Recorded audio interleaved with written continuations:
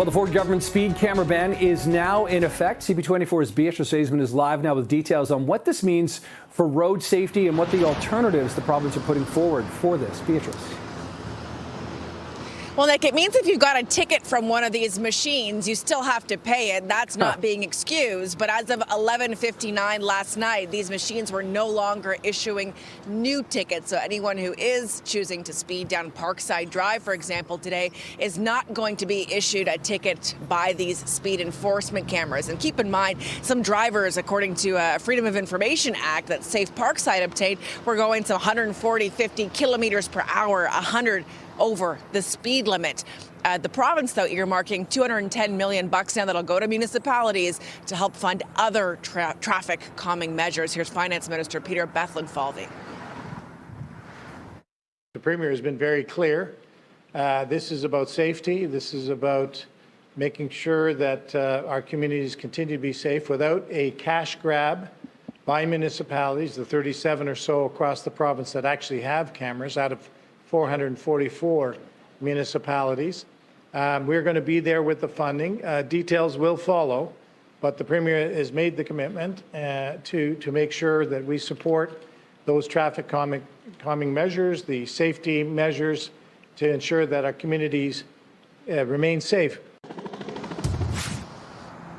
Chopper 24 giving us a bird's eye view right now of Parkside and Algonquin. Right where I'm standing, Nick, right now, you'll notice there are no speed bumps, no crosswalks, no crossing guards or roundabouts here on Parkside or elsewhere across the city where these speed cameras exist. But that's what the province is looking to do when it comes to spending that $210 million. $42 million of it will go to municipalities like Toronto that already had these speed cameras put in place, though the mayor of Toronto wants the province to pay more. Why? Because Toronto spent, according to the mayor, more than $30 million on crossing guards alone in school zones to help get drivers to slow down and protect the kids as they're making their way to and from school. The rest of the cash, cities will have to apply for it if they want it. There are municipalities like Burlington that were planning on installing speed cameras. Clearly, that's not going to happen at this point. And now the mayor of that municipality is saying it's unfortunate that taxpayers are going to be on the hook for these traffic calming measures instead of speeders having to pay for these cameras. And so here's a bit of what we heard from Burlington's mayor. We were only going to put them in 6 locations. So it was those 6 that are on busy roads. You can't put in a speed bump. You can't put in a roundabout. Other measures like the flashing 40, police presence can't be there 24/7. And all of those measures have been either tried or ruled out as ineffective. This was our last hope to ensure that people slowed down in school districts. The data is unequivocal that it does work. It slows things down. But we spent several $100,000 in preparation to do our homework, to make sure that our decisions were evidence-based. And now it doesn't look like we're going to get any reimbursement of those costs. And a study that was co-authored by Sick Kids Hospital showed that in school zones, particularly these speed enforcement cameras were effective, Nick, in terms of getting drivers to slow down. Municipalities where they already exist, for example, Brampton, I've been talking to a city councilor out there this morning. She told me that they will be looking at repurposing these cameras for red light, for crime, and even for muffler detection as well. So municipalities looking at other solutions, other things they can put these big hunks of metal to use for, but as of now, it's quiet. It's not issuing tickets anymore. No more flashing lights from these speed enforcement cameras. You might remember the Premier called them a cash grab. This one in particular issued more than 66,000 tickets, over $7 million generated for the city of Toronto, Nick. Happening now, York Regional Police are on scene of a shootout, they say, between 2 people in 2 different vehicles. We are in the area right now of 15th Side Road and Dufferin Street in King Township. These images coming from our camera crew up there. Now, gunshots have been reported to have been fired between 2 vehicles. One suspect, police say, running off from the scene on foot. We have no word on injuries. Police are telling everyone to avoid the area as the investigation continues. We will keep on scene as we await for more information and bring it to you when we have it here on CP24. Well, the CP24 government says it's putting $210 million towards road safety infrastructure, with its ban on speed enforcement cameras set to take effect tomorrow. The Road Safety Initiatives Fund will go towards speed bumps, raised crosswalks and roundabouts, as well as high visibility signage and increased police enforcement in areas where speed cameras were previously deployed. The transportation minister says $42 million will be immediately provided to all impacted municipalities, while the remaining $168 million needs to be applied for. Well, for more on this, I'm joined now by Burlington Mayor Marianne Mead-Ward. Great to chat with you. We spoke just not too long ago, and I know that you weren't in favor of the removal of these speed cameras. First off, let's talk about the initiative from the government. Is this a healthy alternative for the speed cameras being removed? This shifts the cost of traffic calming from lawbreakers to taxpayers. So this is impacting your tax dollars. Every resident out there, whether you follow the law or break the law, you'll now be paying for traffic calming measures. But there's also a lot of caveats. So places like Burlington will not be eligible. We were in the process of installing our very first speed camera. We never put it in because the law changed midstream, and the regulations for the new fund are that you can apply to replace a speed camera. Well, we didn't have one. And so how is the government going to be helping all of those municipalities across the province who hadn't yet gotten to speed cameras, because we still need traffic calming measures to replace what the speed camera was going to catch. And it still remains true that speed cameras are the absolute best way to deter speeding and to put the cost of traffic calming measures where it belongs, on the lawbreakers, not on taxpayers. Your city was in a bit of a unique situation, given that I remember you telling me that you were in the process of installing these cameras, that your city purchased a bunch of them. So two questions here. Are you going to be seeking reimbursement from the province? And how much are these cameras going to cost the taxpayers of Burlington? We're into the hundreds of thousands of dollars, not only with the speed cameras themselves and some of the infrastructure and signage, but we studied our municipality to see where they should be deployed. We have 52 schools when you count all the different school boards and public and secondary, but we've only looked at we were only going to put them in 6 locations. So it was those 6 that are on busy roads. You can't put in a speed bump. You can't put in a roundabout. Other measures like the flashing 40, police presence can't be there 24/7. And all of those measures have been either tried or ruled out as ineffective. This was our last hope to ensure that people slowed down in school districts. The data is unequivocal that it does work. It slows things down. But we spent several $100,000 in preparation to do our homework, to make sure that our decisions were evidence-based. And now it doesn't look like we're going to get any reimbursement of those costs, even though we trusted the legislation that was initially brought in by this government to enable the program. What's been the response of the people of Burlington in regards to this decision? They are overwhelmingly supportive of speed cameras. We have good law-abiding citizens here in Burlington. They want their tax dollars to go to things like parks and community centers, stormwater management, and so forth. And they want the lawbreakers who are speeding to pay for traffic calming measures. And what this decision does means that every single taxpayer in Burlington and across this province is going to pay for the bad behavior of drivers who are speeding. Given that these speed cameras are not going to be installed, is there going to be any kind of other, public awareness or education about, some of these areas that you were hoping to target and reduce the speed of some drivers? We will continue to do everything else, which we have done. We'll work with our colleagues at the Halton Regional Police Service, but they can't be at every school site every day, twice a day. It is just not, we just raised a flag for Women Abuse Prevention Month here in the city of Burlington. Our police officers are responding to 10 domestic violence calls a day, and that's where we want them to be spending their time. Speed cameras can catch the speeders and fine the lawbreakers. breakers. So that's where the dollars should go. I'm inclined to keep our signs up that a speed camera is coming. I'm an optimist. I think one day the evidence will be perfectly clear that this is an effective, cost-effective, tax-saving measure to catch the speeders. So whether it's this term of government or the next term or a future government, I think one day they will come, just as red light cameras did. Burlington Mayor Marianne Mead Ward, always appreciate your time. Thanks for joining us. Thank you. Canada has officially lost its measles elimination status, a status the country had held since 1998. So for the latest on the response from public health officials, let's bring in CTV's Scott Hurst this morning. Scott, what's the reaction been to Canada losing this elimination status, kind of across the country? Good morning, Nick. Medical health professionals say it's unfortunate. It's a step backwards, but it is something that was quite predictable, particularly when you look over the last year or so. And medical health professionals are saying this will ultimately bruise our reputation on the international medical stage. Canada first received its measles elimination status in 1998 after decades of rallying to stop its circulation. Measles is one of the most contagious diseases, but low vaccination rates leading to a year of outbreaks across the country have lost Canada its measles-free status.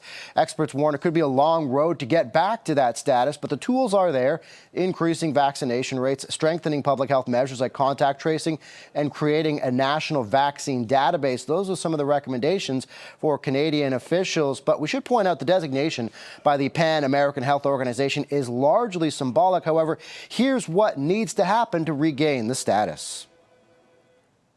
Once the outbreak's declared over, then we will have to work for 12 months to sustain that lack of transmission.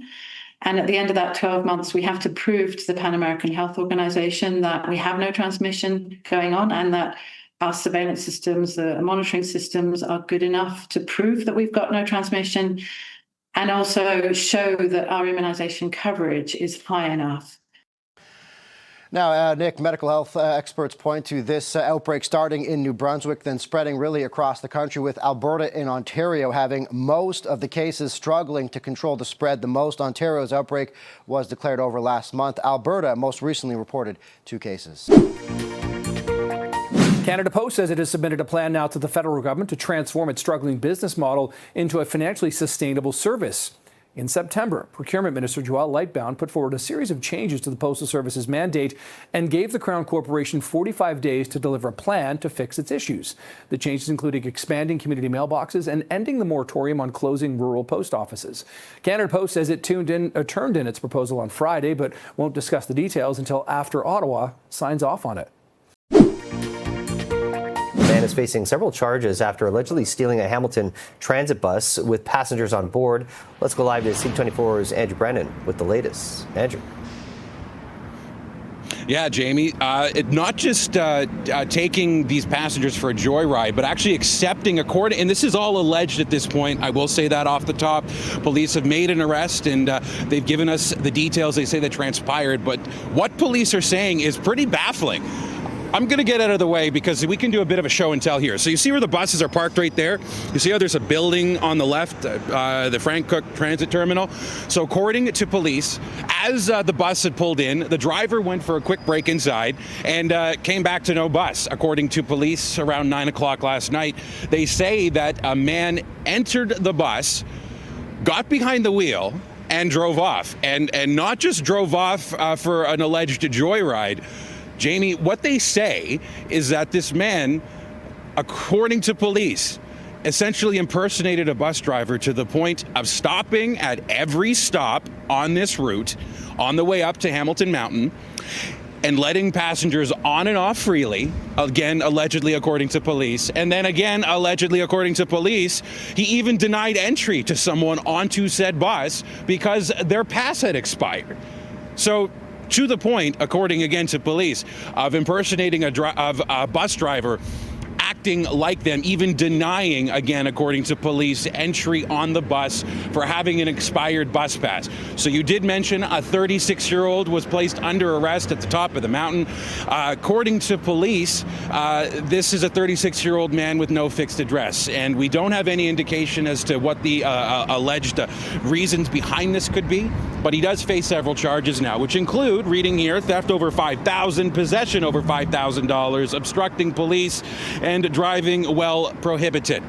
So he's scheduled to appear in court to answer these charges. We are scheduled to speak with Hamilton Police to get more information.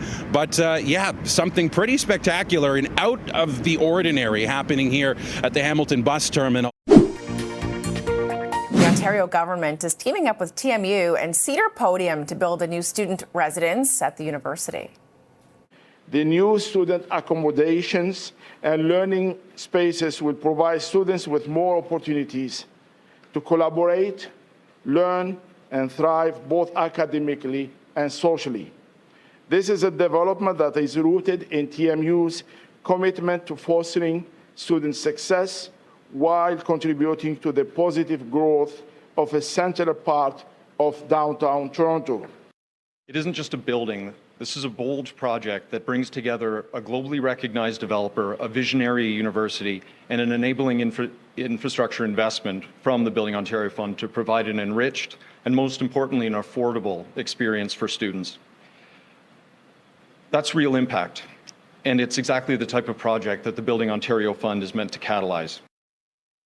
This residence will more than double TMU's housing capacity and provide students with world-class student accommodations right here in the heart of Toronto.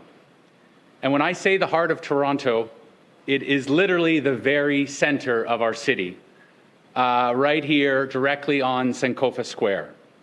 When students from all over Ontario and all over the world arrive to the new Toronto Metropolitan subway station, the entrance to this new facility will be waiting for them.